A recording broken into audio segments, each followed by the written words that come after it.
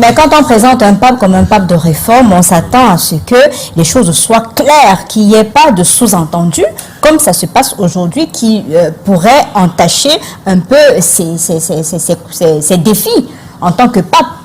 Je pense que dire les choses comme ça, n'est-ce pas, voudrait peut-être valider le fait que le pape lui-même se considère comme un pape de la réforme. C'est le jugement. C'est-à-dire, c'est les journalistes, c'est nous, c'est les uns et les autres qui le présentent comme tel.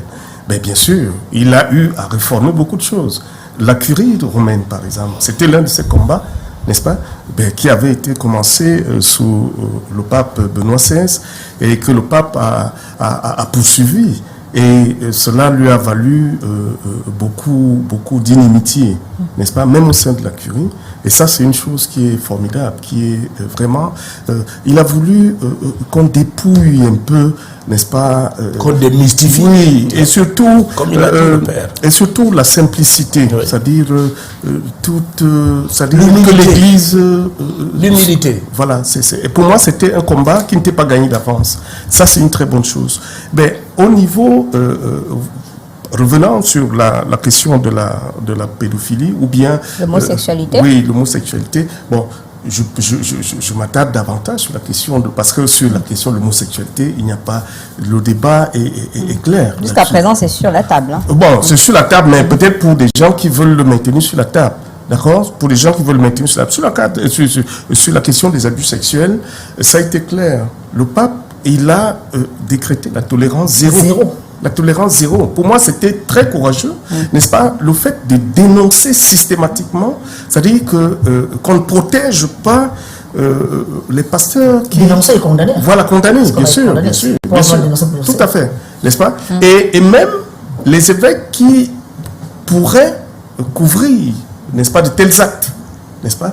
Et comme le père l'a dit tantôt, le pape était intransigeant là-dessus. Et ça, c'était une grande première dans l'Église. Donc, moi, je dis, c'est un combat qu'il a mené et là-dessus, on ne peut pas lui faire de reproches. Bon, sur la question peut-être de sa miséricorde, n'est-ce pas, cette tolérance par rapport aux personnes, c'est-à-dire aux homosexuels, je pense que le pape, c'est son cœur de pasteur, n'est-ce pas, qui prédominait. Le pape, moi je l'ai toujours vu un peu comme un père qui ne veut perdre aucun de ses enfants. Vous voyez? C'est-à-dire, la parole de Dieu nous invite à détester le péché, n'est-ce pas? Mais à aimer le pécheur.